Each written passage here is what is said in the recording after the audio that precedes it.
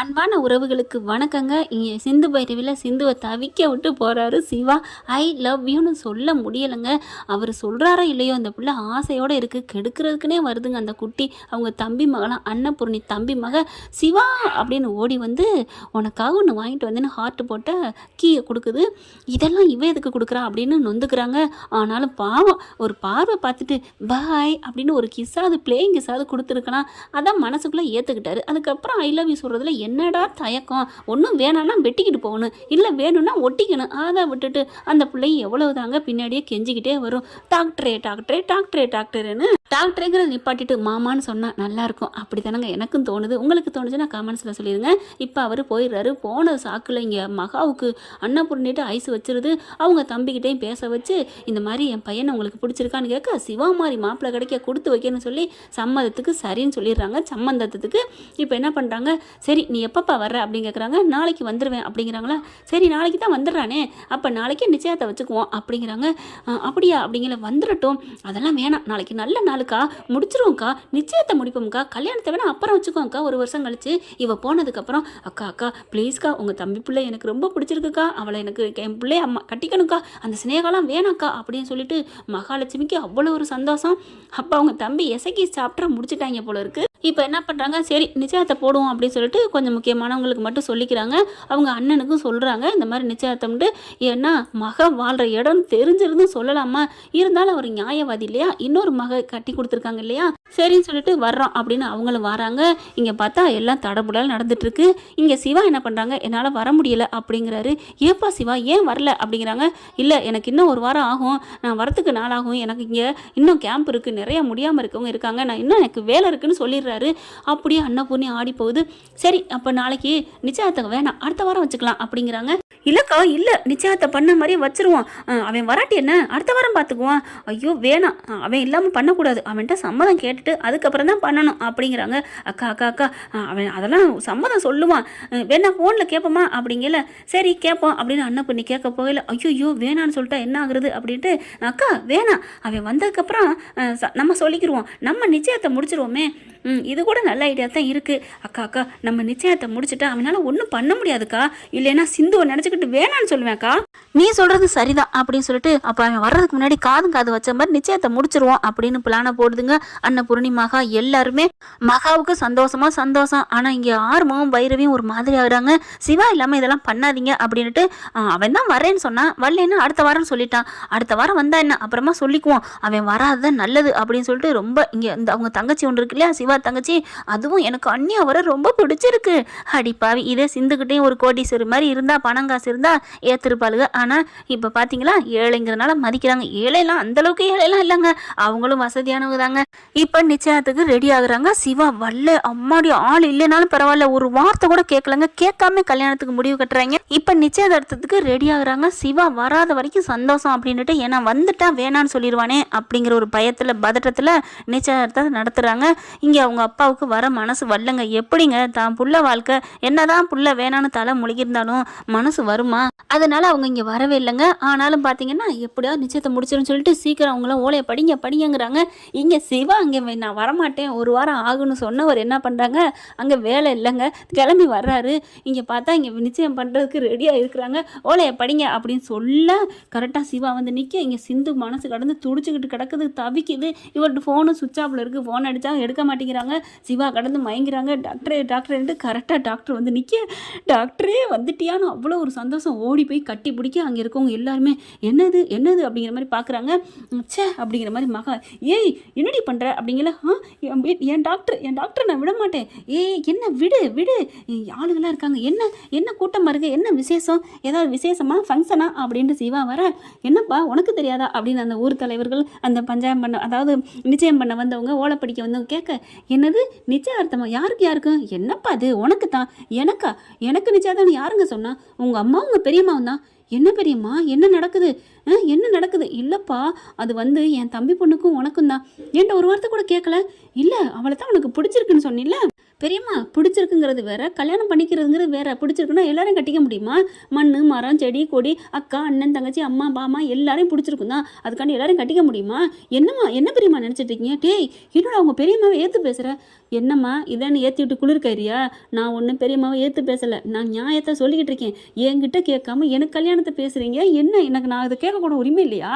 நான் அந்தளவுக்கு இதா அப்படிங்கிற தப்பா? நீ பெரிய மனுஷனாயிட்ட, உங்கள்கிட்ட கேட்காம பண்ண தப்பு தான். இப்போ கேட்குறேன், என் தம்பி பொண்ணை கட்டிக்கிறியா? என்ன பெரியம்மா இப்படி பிளாக்மெயில் பண்ணுறீங்க? உங்கள் பேச்சுக்கு நான் அடிமையாக தானே இருக்கேன், எதாக இருந்தாலும் நான் கேட்பேன் தானே. எனது அடிமையா? நான் என்ன சொல்ல வரேன், நீங்கள் என்ன பெரியம்மா சொல்கிறீங்க? உங்களுக்காக நான் என்னைக்கு இருப்பேன்? நான் அது எப்போ நன்றி கடன் பட்டிருக்கேன். அதுக்காண்டி எனக்கு கல்யாணங்கிறத நீங்கள் சொல்லவே மாட்டீங்க.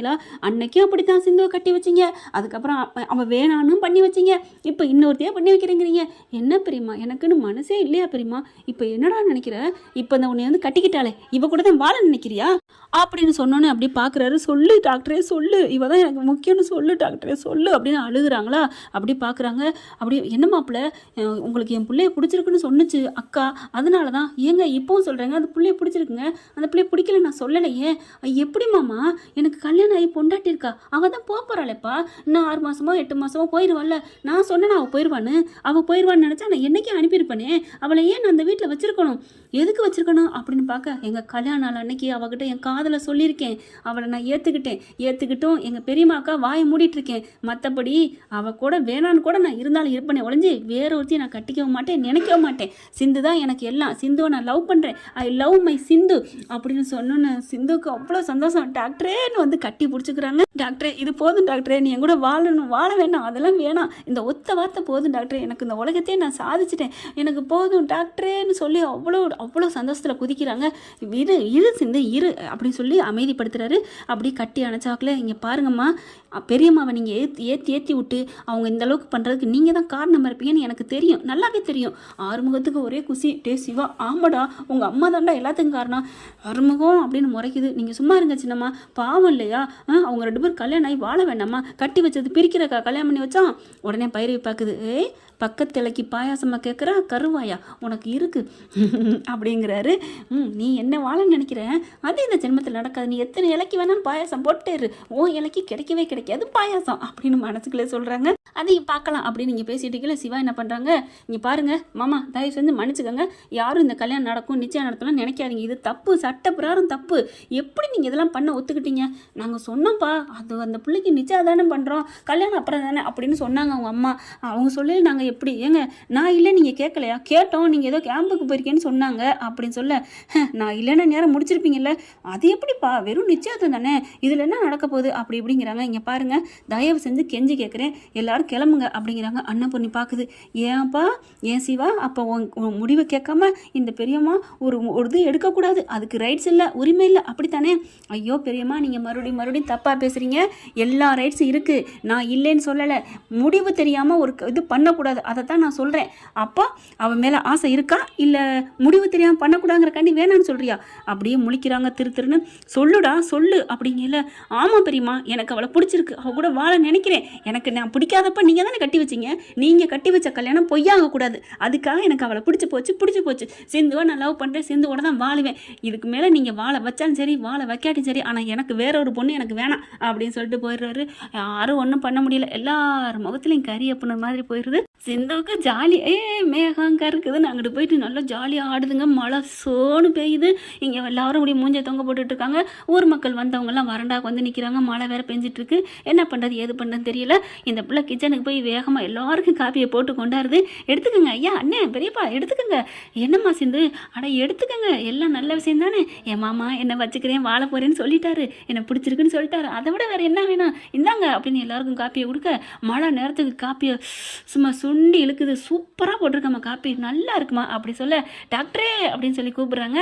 கூப்பிட்டோன்னா அவர் வராரு. இந்த டாக்டரே எல்லாரும் காப்பி குடிக்கிறாங்க, நீ குடி. மகா பார்க்குது. ஏய் திமிராடி, நான் ஒன்றும் பண்ணலாத்த, எல்லாம் உங்கள் புள்ள தான் பண்ணாரு, திமிருனா அப்போ உங்கள் பிள்ளைகிட்ட போய் கேளுங்க அப்படி சொல்ல, உனக்கெல்லாம் இதுடி என்னமோ யானைப்படுத்த கொண்டாட்டம் சொல்லுவாங்கல்ல, அப்படிலாம் இல்லைத்த, நான் இன்னமும் உங்கள் மேலே அன்பாக தான் இருக்கேன், என்னை மட்டும் மருமகளை ஏற்றுக்கங்க, உங்களை தாங்கன்னு தாங்குவேன் அத்தை, நீ ஒன்றும் தாங்க வேணாண்டி, வச்சுக்கிறேன்டி, இன்னும் 1 வருஷம் இருக்குல்ல அத்தை, இப்போ தானே உங்கள் பிள்ளை சொன்னார் வாழ்ந்தா நான் சிந்து கூட தான் வாழ்வேன், இல்லைன்னா எவ கூடயும் வாழ மாட்டேன்னு, டாக்டரே சொல்லு அப்படின்னு சொல்கிற ஒரு இடிக்க டாக்டர் கையில் வச்சிருந்தார் இல்லையா காப்பி டம்ளரில் அந்த காப்பி கொஞ்சோன்னு கொட்ட, ஐயோ அப்படின்னு சொல்லிட்டு, டாக்டர் டாக்டர் என்னாச்சு டாக்டர் அப்படின்னு சொல்லிட்டு தட்டி தடவி கொடுக்குறாங்க. கழட்டு டாக்டர், இந்த சட்டையை கழட்டு அப்படின்னு கழட்டுறாங்க. அப்படி துடிச்சு போகிறாங்க சிந்து. பார்த்து சிந்து நீ பாட்டுக்கு அப்படின்னு கேட்கல, இல்லை டாக்டர் நிமிர அப்படியே அவங்க தோள்பட்டையில் சிந்து மேலே அந்த காப்பி ஊற்றிடுது. அம்மா அப்படின்னு சொல்ல, ஐயோ சிந்து என்ன சிந்து அப்படின்னு இங்கே பாரு உன் கழுத்து பூரா அப்படின்னு டக்குன்னு என்ன பண்ணுறாரு, கையில் இருக்க ஒரு கர்ச்சிப் எடுத்து அப்படியே தட்டு தட்டு கொடுக்குறாரு. இங்கே பாரு வெந்து வச்சு பாரு. வந்தவங்கட்டெலாம் என்ன பண்ணுறாங்க, சாரி என் பொண்டாட்டிக்கு இதாகிடுச்சு, நான் கூட்டி கொண்டு போய் இது ட்ரீட்மெண்ட் பண்ணணும், நீங்கள் மழை நின்னோன்னா கிளம்புங்க. சரிப்பா சரிப்பா நீ போய் சிந்துவை பாரு அப்படிங்கிறாங்க. சிந்துவை அப்படியே அலேக்கா தூக்கிட்டு ரூமுக்கு போயிட்டு படுக்க வச்சு அப்படியே எல்லாம் மருந்து வைக்கிறாங்க. அவங்க கழுத்து பூரா நல்லா வெந்து போகுது சிந்துக்கு. அன்னபூர்ணினால ஒன்றுமே சொல்ல முடியல. அப்படியே இடி இடிந்த மாதிரி அப்படியே போய் ரூமுக்குள்ளே போய் உட்காந்துருக்கு. அப்படியே என்ன பண்ணுறது, நம்ம புள்ள வாழ்க்கையை கெடுத்துட்டோமா அப்படின்னு சொல்லிட்டு ஆர்வம் போகிறாரு. அதைத்தாம்மா நானும் சொல்கிறேன், அவன் மனசு முழுக்க சிந்துதாம்மா இருக்குது, நீங்கள் தானம்மா கட்டி வச்சிங்க, உங்கள் வாழ்க்கையை உங்கள் வார்த்தையை காப்பாற்றணுங்கிறக்காகத்தான் அந்த பொண்ணையை லவ் பண்ணியிருப்பான்னு எனக்கே தோணுதுமா. ப்ளீஸ்மா சின்னம்மா பேச்சை கேட்டுட்டு நீங்கள் எதுவும் மாற்றி பண்ணாதீங்கம்மா, பொறுங்க, இன்னும் 8 மாதம் 9 மாதம் இருக்குது, அவள் கண்டிப்பாக உங்கள் மனசில் என்ன இடம் பிடிப்பா, சிந்து நல்ல பொண்ணுமா, நினச்சி பாருமா அப்படின்னு அட்வைஸ் பண்ணிட்டு இருக்காங்க. என்ன ஃப்ரெண்ட் இப்படி வேணால் நல்லா தானே இருக்கும், பார்க்கலாம் என்ன நடக்க போகுதுன்னு. இந்த பற்றி உங்களுக்கு பிடிச்சிருந்துச்சுன்னா அவங்க பண்ணான கையில் லைக்கை போட்டு சப்ஸ்கிரைப் பண்ணி ஆதரவு கொடுங்க அன்பு உறவுகளே. Thank you friends. இந்த வீடியோ உங்களுக்கு பிடிச்சிருந்தா தயவு செய்து லைக் பண்ணுங்க. இன்னும் அப்டேட்ஸ்க்காக சேனலை சப்ஸ்கிரைப் பண்ண மறக்காதீங்க. நம்ம கிட்ட இருக்க எல்லா சேனல்ஸோட லேட்டஸ்ட் வீடியோ அப்டேட்ஸ்க்காக மேல ரைட் சைடுல காட்டுற லிங்கை கிளிக் பண்ணி வாட்ஸ்அப் குரூப்ல ஜாயின் பண்ணுங்க. உங்களிடம் விடைபெறுவது நான் உங்கள் மெஹர்.